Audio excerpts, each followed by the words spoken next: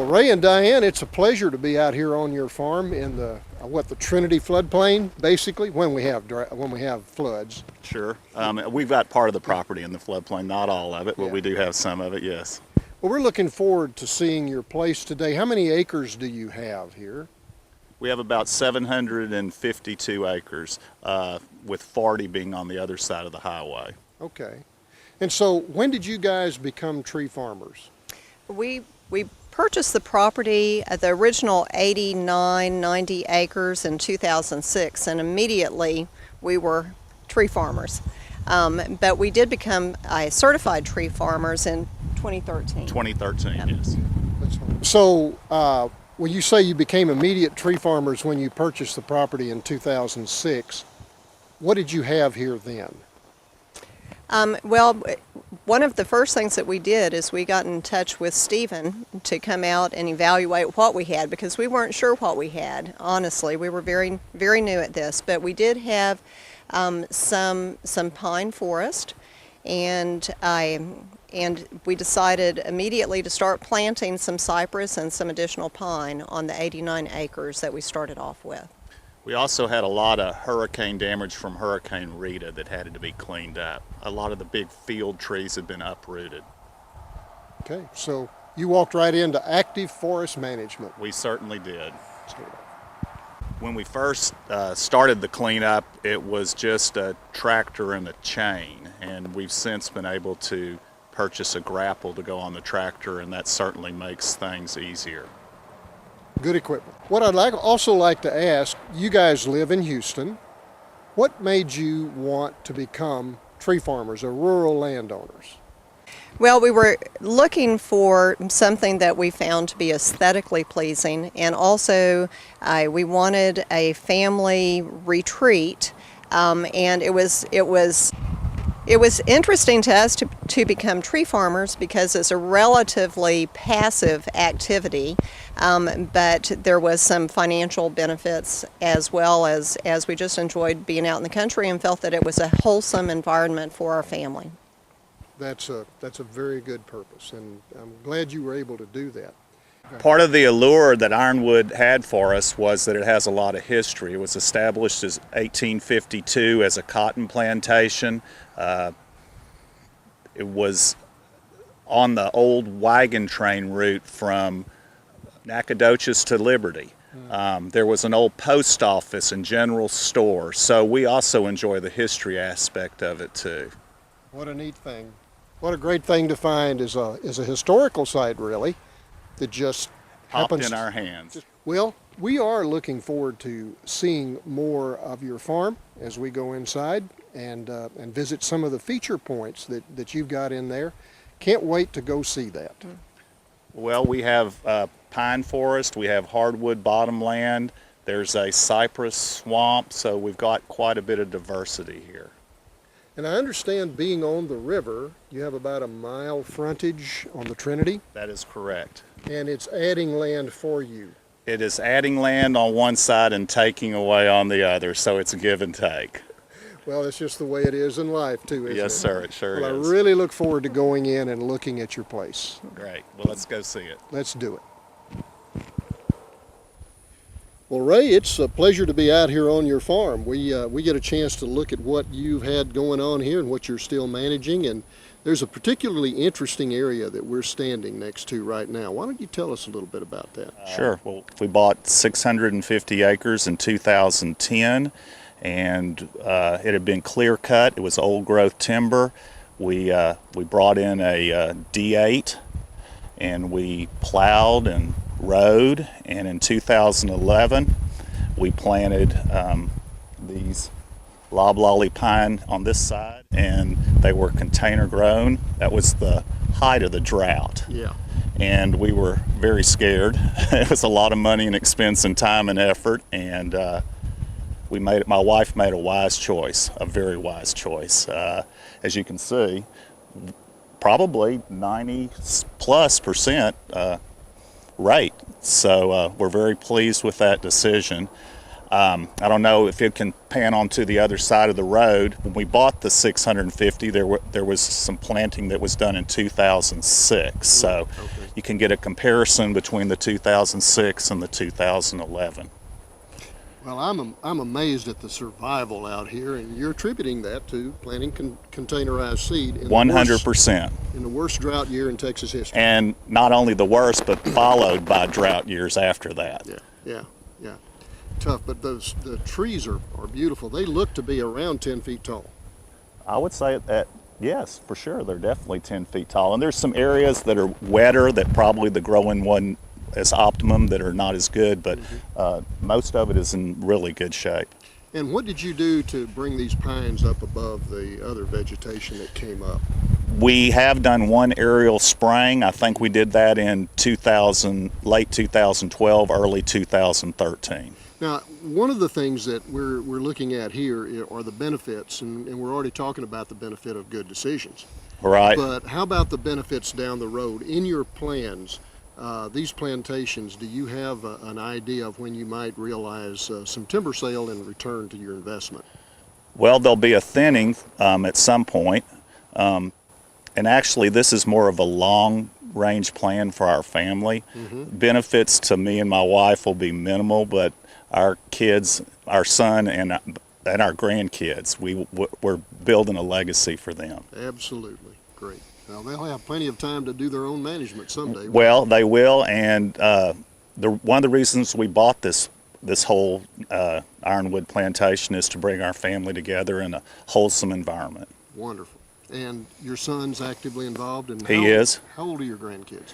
8 and 10. All right. They must love this place. They're going to be, they are. They really do. Oh, that is fantastic. And so we recently, in this last year, we set the ironwood up in a LLC, and to keep everything legal, we're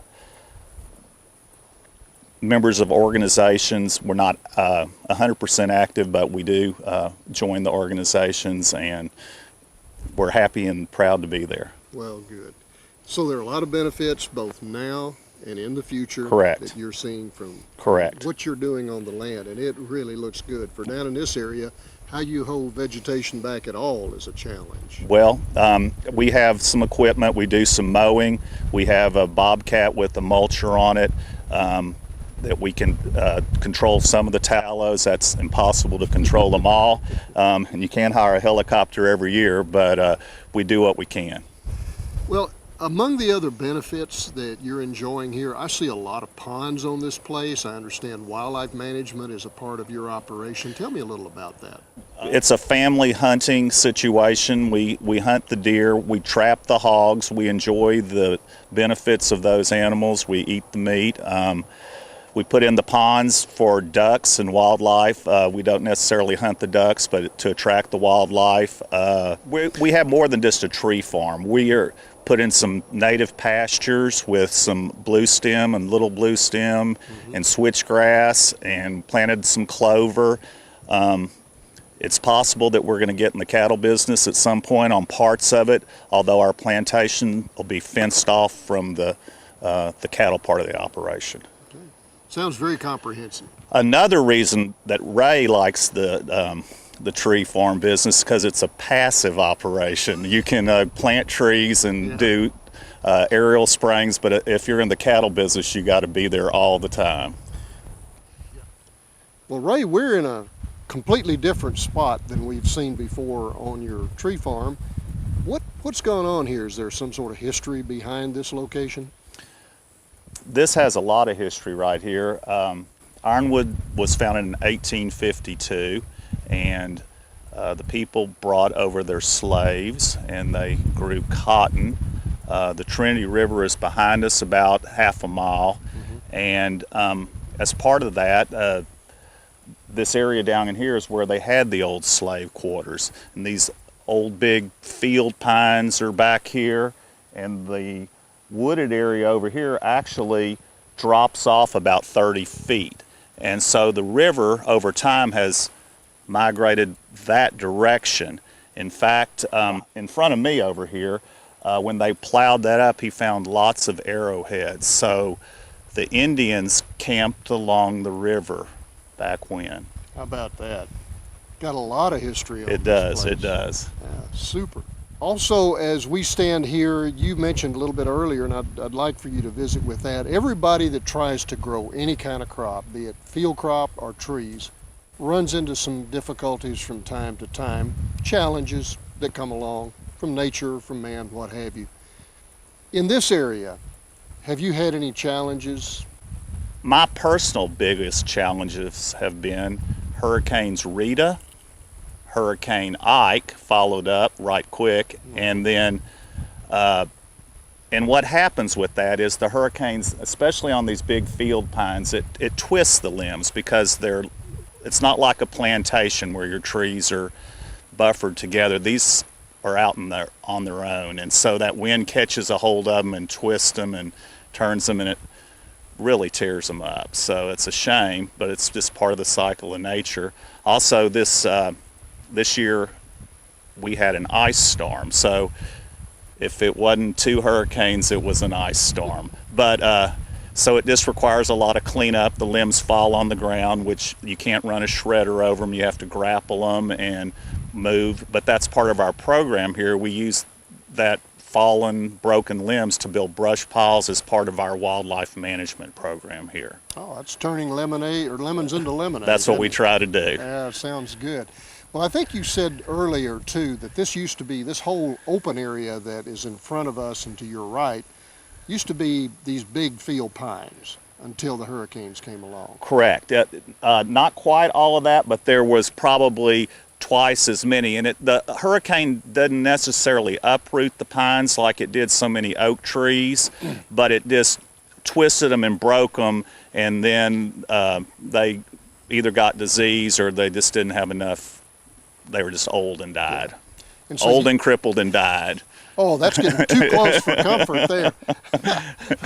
I think you said that you chose to leave these old field pines here, knowing they wouldn't necessarily have wood value, but from the history standpoint. From the history, and just to give a little diversity to the property. Mm-hmm. We have some areas that we haven't even touched, and that's part of our program here. We certainly growing trees is a major part of it, but to leave some of the areas untouched is also part of it too.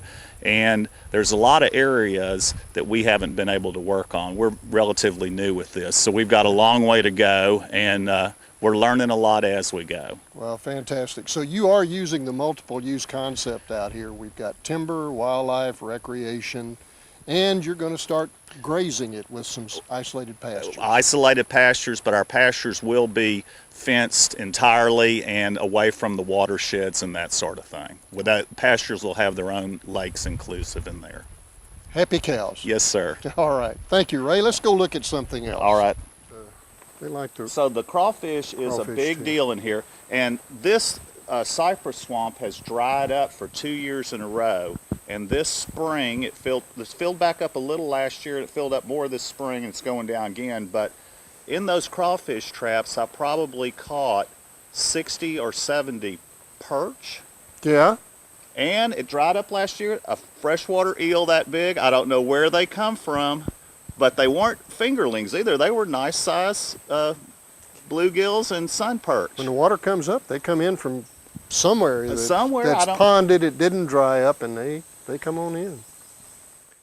There was a beaver living in here.